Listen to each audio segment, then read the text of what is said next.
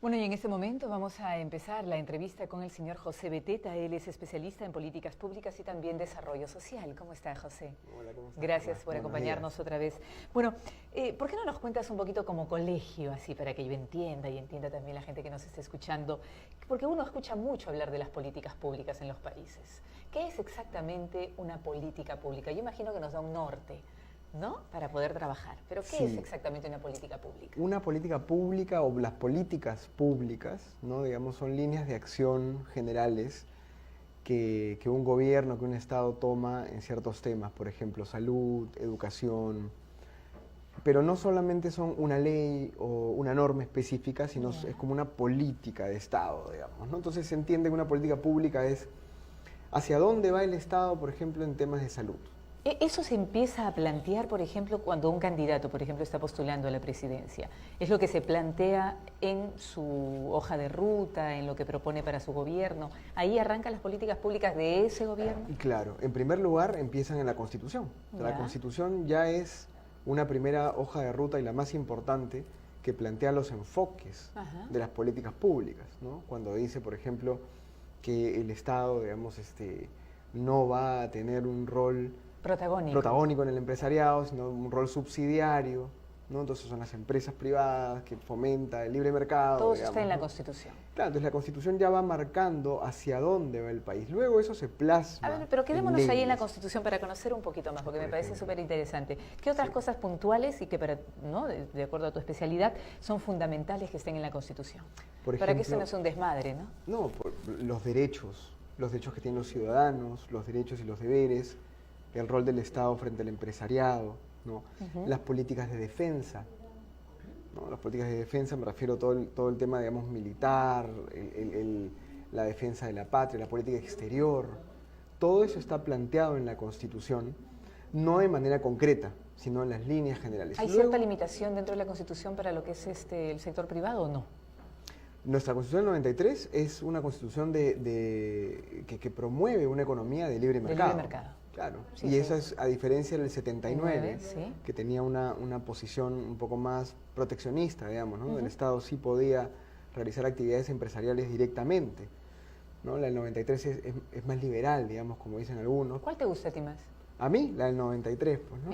Imaginé. Sí, la del 93. Pero, a ver, la Constitución finalmente, para ser bien honestos, digamos, aunque marca la línea de cómo son las políticas de un Estado, termina siendo también un cajón en el cual tú determinas, o sea, en momentos determinados y en ciertos temas, depende qué haces después, ¿no? Porque es muy general también. ¿Cómo hace un cajón? Explícanos un poquito más. Por ejemplo, ¿no? Hablemos del tema de salud, que es un tema que yo quería comentarles ahora vamos a conversar sobre eso. A los televidentes y a nuestros oyentes. Las políticas de salud, ¿no? El Estado debe brindar los servicios de salud básicos, debe atender a los pacientes, a los ciudadanos, digamos, y debe garantizar que tenga un servicio de calidad. Y eso está en la Constitución. Sin embargo, nuestro sistema de salud, como tú bien sabes, dista mucho de eso. Dista mucho de eso. Entonces, ¿qué ha pasado? Porque finalmente la directiva de la Constitución con respecto a la salud de los peruanos tiene que ser realizada, ¿cierto?, de manera concreta, y para eso hay modelos. Entonces ya el gobernante, cuando entra un presidente, escoge qué modelo va a utilizar para poder brindar un servicio de salud. Aquí en el Perú nosotros tenemos un sistema de salud en donde está el MINSA, que es el ente rector, Ministerio de Salud, pero además hay hospitales, ¿no? Hay hospitales del Ministerio de Salud, que ahora, ojo que con la ley de descentralización, para que todos sepan también, más dependen de los gobiernos regionales que el Ministerio de Salud en muchas cosas, y eso ha traído algunas complicaciones. O sea, pero no ha dejado de depender del Ministerio de Salud. No, depende como entidad rectora del Ministerio de Salud. Pero también, por ejemplo, el Ministerio de Trabajo tiene salud. Claro. Todos los trabajadores, bueno, en su mayoría, ¿no? Tenemos salud. Exactamente. Y ese 9% que todos damos a salud mensualmente en nuestro sueldo se convierte en un presupuesto que salud maneja de manera autónoma. El MINSA no tiene nada que ver con salud en ese sentido. Entonces, por ejemplo, que es una de las cosas que hemos visto ahora, ¿qué está pasando ahora, Carla? Mira, nos hemos enterado porque además fuentes del mismo gobierno nos lo tienen que decir de manera casi como que así, como un chisme, que se está actualizando un documento que se llama el Petitorio Nacional Único de Medicamentos, el PENUME. ¿Ya? Esto, que suena así medio raro, PENUME, y que mucha gente no lo ha escuchado, es importantísimo. Petitorio Nacional de Medicamentos. Así es. PENUME. Ese Petitorio Nacional de Medicamentos es la lista que contiene todos los medicamentos que tú y yo vamos a recibir en los establecimientos de salud del Ministerio de Salud. Okay. ¿Sí? ¿Ya? Que debería ser elaborado, como ya ocurre en otros países, con la participación de la academia, la participación de la sociedad civil, de manera transparente. ¿Y cómo está funcionando ahora? Ahora se hace un comité, los hospitales previamente han enviado unas propuestas de medicamentos. Sus petitorios de los medicamentos que más necesitan. Efectivamente. Okay. Estos van subiendo de escala hasta la DIGEMIT y luego el MINSA, la DIGEMIT convocan a varios representantes en donde están las sanidades de la policía, por ejemplo, de defensa, el hospital militar, el hospital naval, salud también va, y va el Ministerio de Salud. Pero ¿sabes qué? No se sabe quiénes son los que están en ese comité. No se sabe cuáles son los indicadores, las variables, la forma en la que eligen en esa reunión, porque son reuniones que tienen. A puerta cerrada. Prácticamente a puerta cerrada. Y te podría decir a puerta cerrada, porque al final nunca sabemos cómo se hizo, y cuando sale ya salió. No hay posibilidad de que sea, por ejemplo, prepublicado. ¿Qué debería estar prepublicado? Por ejemplo, la gente que participa, los parámetros por los cuales se elige determinados medicamentos, la cantidad de medicamentos que se va a usar, el por qué. Sí, tú lo has dicho todo. No sé, estoy especulando. Tú lo has especulado muy bien. O sea, lo primero es quiénes son los que van a entrar en esa reunión. Eso debería estar, no sé si ya pues, en el peruano, ¿Cuál es el temor de que no sea transparente? ¿El tema económico? Lo que dicen adentro, o sea, lo que dicen la gente del MINSA, que es comprensible también en parte, dicen, no, es que si decimos quiénes son, cómo es y cuándo es y cómo es la fiesta, entonces seguramente los laboratorios y los grandes intereses económicos van a aparecer y van a tratar de... Pues al revés, pues. O sea, como que habría una mafia detrás de esto. Claro, porque pero es un poco lo que siempre se escucha, ¿no? Que hay mafias, sí, hay mafias en todos lados, pero digamos... ¿Cómo combates tú la Donde mafia? hay dinero siempre hay mafia. Exactamente. Donde se puede comprar, donde se puede reconstruir siempre hay mafia. Somos seres humanos. Si la política ya resolviera los problemas de la humanidad, seríamos felices hace tiempo, digamos, ¿no? Sí, claro. Pero, a ver, si yo digo que probablemente tenga presiones de esta gente, pero lo hago de manera oculta, ¿no será peor, digamos? ¿No? O sea, ¿no será más probable que de manera oculta por lo menos sospechen o me acusen de que hay falta de transparencia, digamos, sí, claro. Y entonces, ¿por qué no se transparenta? Bueno, porque hay cosas que ocultar. Y entonces, ¿qué pasa en Brasil, por ejemplo? En Brasil el proceso está claro, transparente. La DIGEMIT brasileña, CONITEC se llama la institución, se reúne con los pacientes. Mira. En talleres abiertos. Además, yo conocí a la directora de la CONITEC en Brasil. Y la señora tiene fotos con todas las asociaciones de pacientes, 300 señoras atrás, hablando de cuáles son los medicamentos que deberían estar en la lista, los que no deberían estar, los que son muy caros, los que no son muy caros, los que claro, sí porque al final son las personas que deberían determinar, porque siempre se le deja como que al médico toda la responsabilidad y es la persona que consume el medicamento la que de alguna manera tiene que también formar parte de su recuperación. Y la cerecita de este tema del sistema de salud. Ayer fue feriado, el martes. En nuestra oficina, en nuestra institución, llamaron por teléfono a una de las personas que parece ser va a ir a esta reunión. ¿Ya? Una de las personas que forma parte de las reuniones. Así es, ¿no? Y esta persona nos dijo, lo primero que preguntó fue, ¿cómo sabes? ¿Cómo sabes que esto va a ocurrir? Le dijimos, bueno, acá lo importante no es cómo sé, sino lo importante es que quiero enviarte una carta, ¿no es cierto? Porque le queríamos enviar una carta transparente, oficial, clara, diciéndole que queríamos saber cuándo, cómo, dónde y cuál es el método que se iba a usar, que sea transparente. Y nos respondió, bueno, estoy en una reunión, manda una carta a la dirección, ¿no? Y ya, chao, y nos colgó. Es como si hicieran un favor, ¿no? Es como si fueran, ¿no?, personas ajenas y que finalmente o nos están haciendo un favor o son los que, claro, de alguna manera manejan la situación a su antojo de una manera antojadiza y caprichosa, ¿no? Esta falta de transparencia, lo mismo ocurrió con el tema del censo, lo estoy recordando, ¿no? De no transparentar quiénes iban a apoyar, qué empresas privadas iban a hacerlo. Exactamente. Esa tendencia siempre a estar ocultando las cosas que, como tú dices, es fundamental que sean conocidas y además van a dejar un fantástico precedente, ¿no? Exactamente. Y un clima satisfactorio para todos. Sí, y por más que uno diga, no, es que mira, si tengo, porque también nos dijeron eso, es que si las asociaciones de pacientes participan, va a ser muy desordenado. Sí, porque entonces siempre van a encontrar una explicación. Pero bueno, es que así es, pues. Como dicen que por eso los gobernadores regionales no entran en el directorio de la autoridad, porque han demostrado que hay mucha corrupción en ¿cómo se llama? En los gobiernos regionales. Y corrupción hay en todos lados. Claro, es que, a ver, ¿no? vamos a tener un hijito, no, pero después le voy a dar de comer, sí, pues, pero es que si tienes un hijito le vas a tener que dar de comer. Es lo mismo, si vas a utilizar los mecanismos del Ministerio de Salud para decidir qué medicamentos van a usar los pacientes, bueno, sería bueno que escuches a los pacientes. Así ¿no? es. Y a los profesores, y a la academia, a las universidades, y en general al Cuando sector dices la independiente. academia, ¿a quién te estás refiriendo exactamente? Las universidades privadas en el Perú principalmente, pero las públicas también tienen centros de investigación interesantes que hacen de espejo muchas veces y analizan medicamentos, moléculas, Claro. farmacovigilancia, que es esta herramienta para poder determinar si un medicamento te hizo bien o no. Además los estás haciendo participar, ¿no? De una manera contundente en un proceso que es a todas luces necesario. Y algo importante, que es la raíz de la pregunta que me hiciste, E-Salud tiene su propio petitorio, su propio método, su propia oficina para evaluar. El Ministerio de las Salud tiene tecnologías. el suyo. El Ministerio de Salud tiene el suyo. Entonces los dos hacen evaluación cada uno por su lado y el petitorio de E-Salud, ¿ya?, tiene medicamentos distintos a los del MINSA. Claro. Para serte honesto, algunos son mejores. Ya. ¿Ya? Entonces, ¿qué pasa?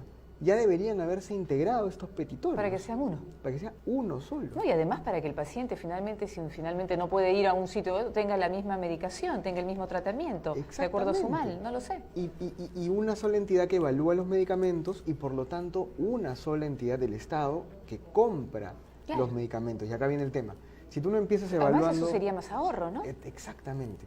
O sea, si tú no empiezas a ahorrar desde la evaluación, haciendo una buena evaluación pero integrada, única, ¿cómo después vas a comprar eficientemente? No puedes, pues, porque ahí empieza la madeja, ¿no? Entonces, hay un proyecto de ley Claro, muy o sea, todo este interesante. tema de las contrataciones, de las compras, todo como que siempre es muy oscuro, ¿no? Sí, Y enrevesado. engorroso. Engorroso, en lugar de ser simple, ¿no? Yo Y creo, claro. yo creo que para ser honestos, y ya no, como dije hace un minuto, no es que estemos diciendo que hay una mafia ahorita detrás. Sí. Vamos a cambiar la palabra oscuro por engorroso. Exactamente, pero es tan engorroso que los mismos funcionarios públicos tienen que buscarle, pues, la escapatoria. ¿Y por qué si nos complicamos los peruanos? ¿Por qué? ¿Por qué es tan pesado el...? Hay muchísimas opiniones al respecto, pero yo creo que son dos cosas. La primera es, creemos que en el afán de controlar la corrupción, más candados y más controles trabas, ¿no? y más trabas es mejor. Va a evitar la corrupción. Pues mentira. ¿Y tú crees que la evita? No, al contrario, la facilita. Porque imagínate que yo tengo muchos pasos que seguir, claro. pero los funcionarios públicos siguen siendo los mismos que saben cuáles son esos pasos. Sí. Además son funcionarios públicos que están años en su mismo puesto. El precio sube, digamos. O sea, es al contrario, porque mientras más engorroso sea el sistema, más poder le das a los que están adentro y menos facilidad y menos simplicidad, digamos, para los que están afuera. Es totalmente claro. Entonces, de hecho, el ex contralor, porque es el anterior a Alarcón, Fuad Curi, en un análisis que hizo hace un par de años, un año y medio, dijo que habían más de 600.000 normas en la burocracia peruana. Ya me dijiste y me empaché. 600.000 normas. ¿Cuánto es lo que existe en un país más o menos desarrollado? No, definitivamente. A ver, ¿cuántas normas? Depende del país. Ok, pero una No, porque aquí es muchísimas menos, te aseguro. No tengo el número, pero claro. Es muchísimo menos porque en esas normas, cuando el ex contralor mencionaba este dato, afirmaba que había muchas leyes y normas que ni siquiera entraron en vigencia. O sea, imagínate, el Congreso sacó leyes. Claro. ¿No? Los congresistas perdieron horas de horas debatiendo y cosas nunca hicieron el reglamento de esa ley, o sea, nunca fue fue aplicada, imagínate. Claro. Ahora, este Congreso, por ejemplo, ¿no? Ay, vamos a ir a eso. Vamos a ir a eso que es muy divertido. ¿Quieres que Sí, aterricemos de una vez? por supuesto. Pero bueno, hablabas de las políticas públicas en salud y lo Sí. mismo pasará en educación. Exactamente. Y en, no La sé. descentralización, Ya. política pública. Así es. Porque es un enfoque, una estrategia. Sí, claro. Sin embargo, mira cómo está la descentralización. No, están quejándose terriblemente. Ahora, a raíz de la reconstrucción, están furiosos los O lo, que gobernadores vimos regionales. o lo que vimos en el tema de educación, También. ¿no? Que, Sí, sí, claro. me comentaba el que fuera viceministro hace poco de gestión institucional, Fernando Cáceres. Sí. ¿Qué ocurría? La negociación del sueldo la tienes con el Ministerio de Educación, Ya. pero el sueldo lo paga la región. Ok. Entonces, el sindicato termina haciéndole huelga al Minedu. A ver, el sueldo lo paga la región, pero la La- negociación la del sueldo la cuenta tienes la- con el Ministerio de Educación. Exactamente. ¿Y por qué no la tienes con el propio gobierno regional? Porque en ciertos niveles, a partir de ciertos niveles de negociación, ya el gobierno regional no tiene la capacidad de negociar. Porque O es sea, tiene hasta regional. un límite. Claro, porque digamos, si estás negociando con el Hasta un sindicato monto. general, no, si es un tema general para varios sindicatos, Ya. o es un comité central, como por ejemplo el SUTEP, ya el gobierno regional no puede negociar No tiene un injerencia. sueldo, claro, Ok. porque tiene que ser una política Mayor. macro. Estar por Entonces encima, tiene, claro. pero terminas haciendo eso, terminas tú haciéndole huelga al Minedu, pero sigues recibiendo tu sueldo del gobierno regional, Ujú. y el gobierno regional se convierte en una especie de aliado de los sindicatos contra el Minedu. Claro. ¿Por qué? Porque la ley de descentralización en el tema de educación estuvo mal hecha. Entonces, si tú vas a empoderar al gobierno regional, lo empoderas, pero también le das la Claro, responsabilidad y le y das lo las pones a él facultades. para que él negocie. Claro. Pero no lo haces que pague el sueldo, que tenga la plata y tú te comes el pleito como Minedu por otro lado. Ujú. Pero es un ejemplo de Sí, cómo sí, las sumamente políticas claro. de Estado no funcionan en la cancha, Así es. ¿no? Y generalmente tiene que ver con la calidad de las normas que producen nuestros políticos, nuestros funcionarios. Nuestros A ver, acá tú has congresistas. marcado algunas y has traído este papel que dice el Halloween legislativo que octubre nos dejó. La actividad del Poder Legislativo deja mucho que desear en sus propuestas de proyecto de ley. Al cierre de octubre había propuestas de terror en el tintero. A ver, un proyecto temible le has llamado. El proyecto de ley, esto imagino que es proyecto de ley Sí. número 1729 del congresista Johnny Lescano, estuvo por acá el otro día, me cae bien él, vamos a ver Es qué muy ha buena hecho. gente, Acción seguramente. Popular. Es Ya. muy simpático, pero él No, es pero- justamente uno de los que propone en este tema educativo algo pues que no es que no es correcto a mi parecer, que es el eliminar Así la es. obligatoriedad, digamos, de la evaluación docente para poder continuar, ¿no es cierto?, en la carrera En la carrera. magisterial. Y después los reubican por algún lado. Entonces, ¿qué va a Si no ocurrir? aprueban. Si este proyecto de ley se aprobara, Ya. primero lo que va a ocurrir es que ningún maestro le va a dar importancia a las evaluaciones. Ujú. Porque lo que va a pensar es, bueno, así me evalúen, igual me voy a quedar. A ver, vamos a poner un ejemplo. El maestro es evaluado, sale jalado. ¿Qué pasa según ese proyecto de ley? Según este proyecto de ley, a la primera igual continúa la reforma anterior, es decir, Ya. tiene una oportunidad más. Ajá. A la segunda, tiene una oportunidad más, después de capacitación Y de sigue algunos jalado. meses. Sigue jalado. A la tercera, según este proyecto de ley, por más que lo jalen, fíjate, lo que dice el proyecto de ley es que no podría ser maestro, pero no lo podrías votar. Ok. O sea, lo reubicas en algún Entonces, puesto tendría- logístico, administrativo. Sí. O tendría que quedarse, digamos, en algún puesto de asistente Ok. Algún truco vas a encontrar, pero te vas a quedar. Ujú. Esto es la estabilidad absoluta. Cuando, según lo que me estás diciendo, lo correcto es separar a esa persona del... Es que lo correcto es hacer la capacitación adecuada Ajá. primero, Sí, claro. que fue algo que el ex ministro de Educación, no Marilu Martens, sino Saavedra. el ministro Saavedra, dejó de hacer. Por eso hay que ser muy honestos también.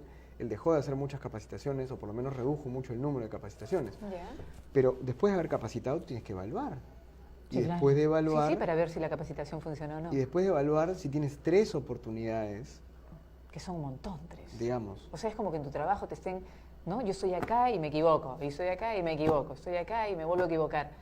O sea, es bastante, ¿no? es bastante. O en la universidad. Como la universidad, ¿no? También, bueno, a Se la triquea bica ya. y a la trica. Bueno, a la trica, si no la pasas ya, Ya, digamos, bueno. entonces no es tu carrera, pues dedícate Claro. a otra cosa. Ni eso querían ¿Y aceptar. qué pasa en la trica en la universidad, por ejemplo? ¿Te sacan? Depende de la universidad, pero generalmente Bueno, te pero sacan, normalmente te sacan. o te ponen a llevar solamente un curso durante un semestre y te cobran lo mismo. Entonces, Bueno, y acá entonces reubican a la persona, el Acá profesor este que, proyecto- que fue evaluado y no pasó después de las capacitaciones No y es- los exámenes. no está tan claro qué pasaría, pero Ya. finalmente el vacío es Ajá. justamente el espacio en el cual Sí, convenientemente, ¿no?, el profesor va a decir, bueno, como no me pueden sacar, porque hay estabilidad absoluta, entonces claro, me es quedaré. muy cómodo, ¿no? Porque ahí al final no hay un incentivo real de mejorarte, y el ser de humano, automejorarte. el ser humano se mueve por incentivos. Así es. Y si no quieres incentivos, significa que no quieres hacer lo que estás haciendo. Y no solamente incentivos, sino además que eres malo, porque ¿no? La persona después de 3 veces, además personas que están formando gente. Exactamente. Y sigues ahí, significa que además eres premiado. Este es un proyecto de ley grave para nosotros, o sea, sí. de los temibles, entre comillas, ¿no? Pero hay otros que Vamos son al otro. Hay unos que son Proyecto divertidos. absurdo, proyecto de ley número 1968 del congresista Vicente Ceballos de PPK. Oficialista, ¿no? de PPK. Para sí. declarar lo voy a leer porque Léelo, es muy por favor, divertido. léelo A ver, despacio. para declarar de utilidad pública, interés y seguridad nacional a todo cuerpo celeste, natural o artificial proveniente del espacio sideral. No, eso lo he puesto yo. Proveniente del espacio que caiga o sea encontrado en el territorio peruano, incluidas las 200 millas marítimas, con carácter exclusivo, inembargable e imprescriptible. Increíble. Acá habla de ovnis, meteoritos. ¿Qué le pasó? ¿Ah? Claro. A ver, explícanos, por favor. Bueno, no me voy a burlar porque esto es un programa serio, pero explícanos qué significa. Traducción, por favor. Bueno, yo me siento media marciana, vamos a ver. Lo primero que habría que decir es qué tiempo tiene un congresista para dedicarse a esto. Habiendo tantas cosas importantes Sí. y mucho más realistas. Y ¿no? habiendo además, este congresista además, presidido comisiones interesantes, importantes, habiendo visto proyectos importantes. Lo que significa este proyecto de ley, que yo estoy seguro que no va a pasar y que lo debe haber hecho en algún momento Perdóname que me esté riendo, dice, además según este proyecto, si un meteorito cayese sobre la chacra de un agricultor, este no solo tendría un enorme cráter en su área de cultivo, sino que además no podría aprovechar el espectacular fenómeno, Exacto. porque el Estado le confiscaría la roca que cayó del cielo y destruyó su propiedad. Miren, Esto es una broma. Ese texto no es del proyecto de ley, ojo, para ser honesto, ese texto es la explicación. Ya, pero es tal cual lo que se deduce. Mira, Carla, para empezar, un meteorito no tiene por qué ser propiedad de alguien, digamos, o por lo menos pensar en quién es el propietario, es más o menos como pensar en, no sé, si aparece, ¿no es cierto?, una ballena rosada de 400 metros, Claro. ¿no? ¿Dónde la ponemos, no? Acá. Un proyecto de ley, ¿dónde ubicamos a la ballena de 400 Y acá metros es de donde largo? ubicamos el meteorito. Si hay un meteorito en el Perú, para empezar moriría mucha gente. Claro. Perdón, pero ya, basta. Es una catástrofe. Ya. Porque No si entiendo cae- mucho de esas cosas, como no No, entiendo es que de muchas, pero un meteorito, me imagino, cae, ¿no? un meteorito cae y se muere la gente. Entonces, este congresista lo que está diciendo es, este meteorito que cae es propiedad del Estado. Claro. Ni siquiera se está preocupando si ha habido alguien que se ha afectado por esto, si el propietario, digamos, de la chacra, como pongo ahí, digamos, o de su hacienda, ha sufrido, se le ha muerto el ganado. Ya Sí. está preocupado porque sea propiedad del Estado. Y lo divertido es eso, ¿no? Que por preocuparse de que sea propiedad del Estado, ni siquiera piensa en quién fue afectado por este objeto. Así es. Pero como te decía, lo interesante aquí es cómo tenemos tiempo para pensar en estos proyectos de ley. Así es. Además dice acá, es preocupante que la bancada del partido de gobierno tenga entre sus temas prioritarios, como tú dices, la regulación jurídica de meteoritos y ovnis. Sí, no, sí, digamos, nos hemos reído un rato, Sí, y ha sido un poco claro, divertido, no, pero, sí, pero pero hay que disculparse grave, porque es un ¿no? tema, es un tema serio. Es grave, porque hay Es un cosas tema realmente grave. prioritarias, ¿no? Sí. Que estar perdiendo tiempo. ¿Cuánto tiempo se lleva un congresista haciendo esto? ¿Cuánto Mira, llevará? no ¿Días sé, de pero días? días de días, Porque y tiene un que sentarse despacho- con gente, empezar a investigar cosas. ¿Qué Y tiene un será? despacho de asesores que Con lo gente ayuda que lo para ayuda, esto. ¿no? Abogados, economistas contratados, entonces habría que ver, Claro. ¿no? Si hay Querrán cosas más justificar el importantes. sueldo, ¿no? De alguna manera. Sí, el otro proyecto ¿Cuánto gana un interesante, congresista? que ganan 15.000 soles, me parece, 15.000, pero más tienen todo otros lo que es bonos y otras representación, cosas. ¿no? Sí. Pero igual, fíjate que no, más allá del sueldo, Sí, sí. el tema es la vocación de servicio que tiene un congresista, que yo creo que hay muchos congresistas que tienen buenas iniciativas, que tienen buenas intenciones, ¿no? Sí, claro, mira lo que se acaba de lograr con lo del cannabis, ¿no? Que es Por ejemplo, y con otro aspecto superinteresante. interesante. Pero, y entonces creo que estas cosas hay que denunciarlas, más que por fastidiar o molestar al congresista No, sino Ceballos. para que se hagan cargo de cosas que realmente Para son que gaste su importantes, tiempo ¿no? Y gaste su eficientemente. tiempo eficientemente. Perfecto. Vamos al proyecto temible número 2, proyecto de ley 1875, de la congresista Marisa Glave, Nuevo Perú. Para restablecer la actividad empresarial del Estado, o sea, para que el Estado tenga mayor presencia y decisión en las... Para que pueda tener para que pueda fundar otra vez ok. empresas públicas, Ok. empresas estatales. O sea, retroceder en todo lo que fue y irnos un poquito a... Sí, mira, nosotros terminamos el periodo del gobierno militar Ajá. de Velasco y Morales Bermúdez con más de 200 empresas públicas. Sí, y que eran luego cada una fue catastróficas. vendida más barato que la otra, Sí, bueno, después vino la parte del remate, ¿no? con deudas Que tampoco tremendas, estuvo bueno, ¿no? que luego trajeron una serie de colas y consecuencias, porque finalmente estas empresas, incluso ahora uno podría discutir acerca de si Petroperú, por ejemplo, debería seguir siendo lo que es, y otras empresas del Estado. Entonces, en los últimos 25 Me años... parece que hay empresas estratégicas que es Sí, fundamental que de acuerdo, sigan. por eso ¿no? digo que es discutible, Así pero es. uno podría plantear que algunas empresas, como en otros países, digamos, ¿no? El cobre en Chile, el Ujú, petróleo, sí, sí, claro. pero ahí no más. Ujú. Porque yo creo que lo que los ciudadanos deben entender es, la plata sale de un solo lugar, que es de nuestros bolsillos. Así es, de nuestros impuestos. Y si no sale de nuestros bolsillos es porque el Estado se está endeudando. Así es. Entonces, plata que gasta el Estado es o nuestra plata o plata de deuda. Ujú. Entonces, acá es muy interesante. ¿A dónde es bueno poner el riesgo? Ya. Mejor que se arriesgue el empresario privado, ¿sí? Porque si yo que soy Estado me pongo a hacer empresa, el riesgo lo asumo yo y por lo tanto le cargo el riesgo a los 32 millones de peruanos. Por eso es que las empresas privadas tienen generalmente mejores resultados, 99.9% de las veces, porque el empresario privado lo que hace es lucrar, Ujú. Sí, es un quiere negocio. ganar dinero, es un negocio. Lo criticarán, otros no lo criticarán, pero por lo tanto él va a asumir un riesgo y va a tratar de ser rentable.